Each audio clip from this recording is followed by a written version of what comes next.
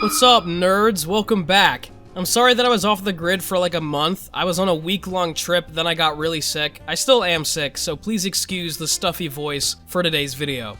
Also, please excuse my coughing throughout the video. I could cut it out, but I cough so many times that it's just gonna be in the video. I don't care. But I'm back, and today we're talking about Monster Hunter. Now in Monster Hunter, there is a unique mechanic called Rage Mode. It's something that many gamers experience, but now the monsters can too. Rage is usually defined by a roar with the monster huffing smoke or a certain element from their mouth. In this enraged state, they can also deal more damage, they're more aggressive, and have increased speed. I would say about 75% of the monsters in the series fall under that category. However, as time went on, the Rage Mode evolved, where monsters not only became more aggressive, but gained new attacks, an appearance change, and even different phases. So today, I want to discuss the evolution of a monster's Rage Mode, kind of break it down, and see how it progressed over the series. So, without further ado, my name is Josh, and I hope you enjoy. You know, Monster Hunter is a phenomenal game, but do you want to hear about another great game? Raid Shadow Legends! That's right, ladies and gentlemen, we got our first sponsorship on the channel, and what a way to kick it off. If you somehow don't know about this game, Raid Shadow Legends is a global PvP and PvE RPG game for mobile and PC devices, where you fight countless enemies and bosses with your champions. With an endless amount of champions and customizable options, Raid provides awesome gameplay where you face some of the coolest looking bosses I've seen on the market. Let's take a look at one of my recent favorites, the Minotaur. The Minotaur is a rather simple boss, whose main idea revolves around dealing as much damage as possible, hexing your champions to deal additional damage. However, on the third turn, you deal additional damage as well. This game is more strategic than you think, so equip your debuff removals and good luck. But it doesn't stop there, as Raid Shadow Legends is hosting new events called Summer Splash, where you can grab new skins for our favorite dwarf, Trunda. It's pretty cool, it's pretty hot, but there's even more. Raid is bringing in even more new champions, one of them being Deliana, one of the best support champions in the entire game, and it's super easy to acquire. Just log into and play Raid Shadow Legends for 7 days between now and July 28th, and Deliana is yours for free. But the gifts don't stop there, ladies and gentlemen. New players, if you enter the promo code MyDeliana, you get 50 XP brews to max out your legendary hero Deliana to level 50, as well as a ton of silver. The promo code is available till July 20th. There's never been a better time to get started. New players, use my link or scan the QR code right here and get a free starter pack worth almost $30, a free champion Tyrell, and also this cool in-game loot. Download and play Raid Shadow Legends today, and again, thank you to them for sponsoring today's video.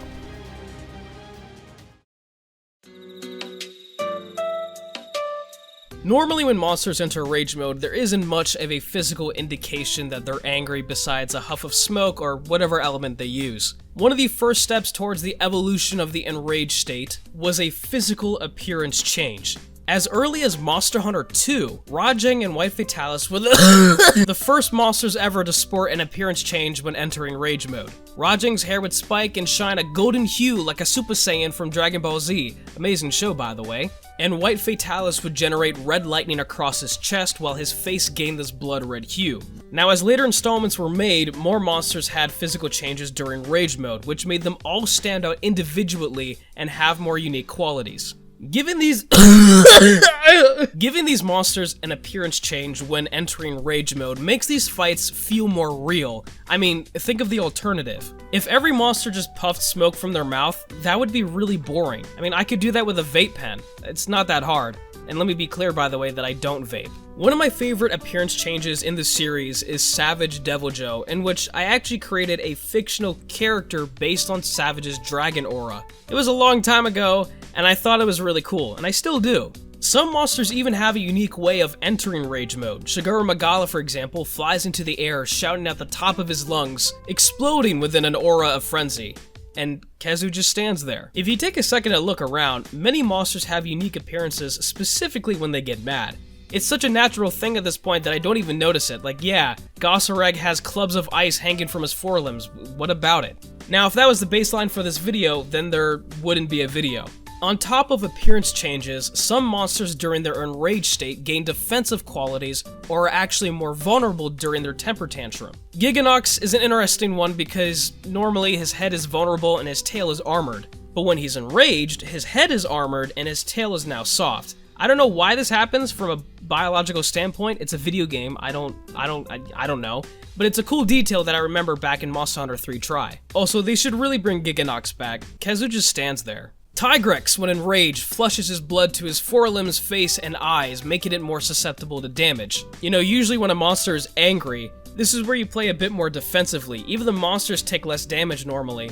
But against monsters like Tigrex, you're encouraged to take the initiative, giving these fights a nice change of pace. Safi'jiiva is another monster that takes an insane amount of damage when enraged, specifically at the bottom level during his hunt. You would normally have to use the Clutch Claw in order to soften its hide, because, you know, Iceborne was all about it.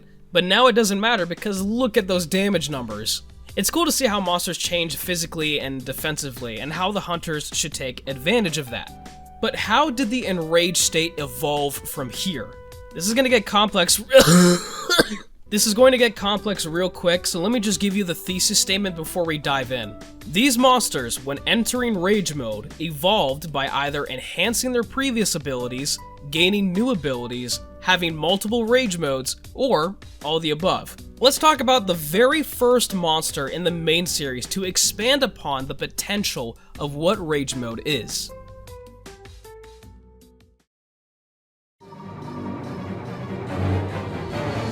Brachydios from 3 Ultimate was a very unique monster at the time. He still is. It introduced a new ailment, which back then was called Slime, and was the only monster to have this ailment in the game. The basis of his ability is to punch the ground, leaving globs of slime which will explode after a short amount of time. However, when he becomes enraged, all the green slime on his body turns yellow, and instead of the slime acting like a time bomb, it becomes an immediate explosion.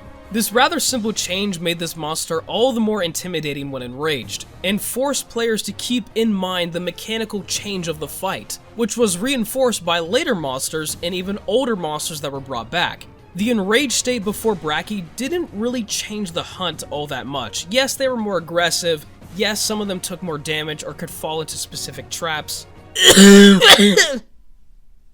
you think YouTube will take this video down because I'm coughing too much? I don't know. Brachydios exploded the boundaries. Get it? Exploded the boundaries of rage mode and allowed for other monsters to follow in his slimy footsteps. Soon after, in the 4th generation and above, many monsters became much more threatening in their enraged state, like Teostra for example. In 4 Ultimate, the slime ailment was transformed into the blast ailment, allowing it to be more diverse and for other monsters to use it, like Teostra. Normally, Teostra is a fire-breathing Mufasa dragon, but when entering rage mode, Teostra deals blast damage and blast-based attacks. One great example is his flamethrower that becomes a 2-wave blast attack, the first breath spreading out the explosive powder, and the second wave igniting that powder. He can also spread the powder throughout the area, igniting it with the gnash of his teeth, which is pretty cool. And let's not forget the infamous supernova. Ironically, Teostra is not the only one who can do this. Very few monsters have the ability to forcefully end their rage mode via a supernova or some big attack. Lunastra is another one, obviously, but Namiel, one of the best Elder Dragons by the way, she floods the entire area before shocking the entire ocean she just created, leaving her drier than me because I don't get my daily water intake. It's a problem, but you get the idea. I can't think of any other monsters that can exit their own rage mode at the moment, so please, fellow hunters, leave your comments if you know of others that can do this. I think it's crucial to note that Teostra in the older games is very different from the Teostra that we know nowadays. Because here's the thing, Blast was introduced in 4 Ultimate and of course stayed with the other installments. But before then, Teostra's rage mode really didn't expand upon what Teostra can do as an Elder Dragon. His normal state and his rage state were basically the same thing, except he was a bit faster and did more damage. In Monster Hunter Freedom Unite, there really isn't that big of a difference, and it's really cool to see how they've progressed Teostra and other monsters that they brought back from older generations. Rajang is actually another interesting case, because in the older games like Monster Hunter 2, he's always had the golden hair in his enraged state. But in the newer games like 4 Ultimate, Iceborne, Monster Hunter Rise, They gave him the ability to harden his arms, which obviously did a lot more damage, and gave him more defensive qualities too. And guess what? He can only harden his arms when he's enraged, which ties this all back together. Now, Sunbreak, the newest expansion in the series, brought us some of the highest quality fights I've ever seen thus far. And it's one of the best things about the game if you ask me. One of my new favorite monsters that they introduced is none other than Monkey. Grand Golem has a very unique rage mode because he doesn't have any elements or ailments to work off of, just his brute strength. So, when he enters rage mode, he plunges his arms into the ground, covering them in moss and lava, giving him both the fire and water element. What an absolutely brilliant idea! Capcom's creativity never ceases to amaze me, and now with his juiced up arms, Grand Golem can rocket himself into the air using his firearm, or perform slams that release both elements at the same time, just to name a couple of attacks. It's important to note at this point, if you didn't catch it already, that many monsters at this point in the series progressed, having exclusive, powerful moves that can only be performed during Rage Mode. Going back to 3 Ultimate, Brachydios had 2 exclusive Rage Mode attacks, both being his most powerful moves in the entire game. They were brutal. Giving monsters new attacks during their enraged state not only makes them more enjoyable from a gameplay perspective, it certainly makes them more dynamic, but think about the ecology behind it. You are witnessing a monster unleashing its full power against you during its enraged state. It would make sense that they would have, a few tricks up their sleeve, or many depending on the monster. But let me not get... I'm so sorry. But let me not get ahead of myself here. We're not done with Grand Golem. Once he reaches a certain threshold, Grand Golem will not only cover his arms, but his face too, thus entering a secondary rage state.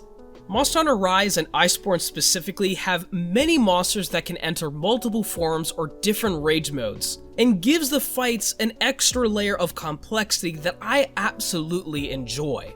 Now, don't get the secondary rage state confused with different phases or charged states. This isn't the same as Fatalis' phase transitions or Zenogre's fully charged form. That's another subject for another time. Now, Monkey Boy over here, in his secondary rage state, can now perform moves so powerful that the screen has to zoom out in order to capture its glory, such as the Thunderclap. He's more prone to use these new moves during his rage mode, of course, and having that change of pace was a very nice addition. However, we're just getting started. Let's go all the way back to 4 Ultimate, where Molten Tigrex was first introduced. Now, Molten Tigrex also has 2 rage modes, the first one being like any other Tigrex, but the second rage mode adds so much more to this rare species. Firstly, most of his attacks will result in this explosive powder being released from his claws, which almost guarantees a one-shot if you get hit by that and the additional attack. Secondly, the pace of the fight at first is rather slow when compared to other species of Tigrex. Molten Tigrex is actually quite easy in his normal and first enraged state. It's like a slow-downed, watered-down Tigrex. But his second rage mode is like a coke addict on meth. I don't know. There is a huge imbalance between the pace of his first rage and his second rage, in a very good way. I think Molten shows the speed and ferocity of rage mode very well because he's certainly a challenge, especially when you're cramming your fingers against that 3DS. It was annoying. One of the most recent monsters to gain an additional rage mode is none other than Shigaru Magala in Sunbreak. Similar to Grand Golem, when Shigaru is at about 40% health, I would say, he'll do his trademark roar in the sky and enter a state of frenzy. Nearly all of his attacks now have frenzy after effects, and he can now shoot freaking laser beams of pure frenzied energy. How cool is that?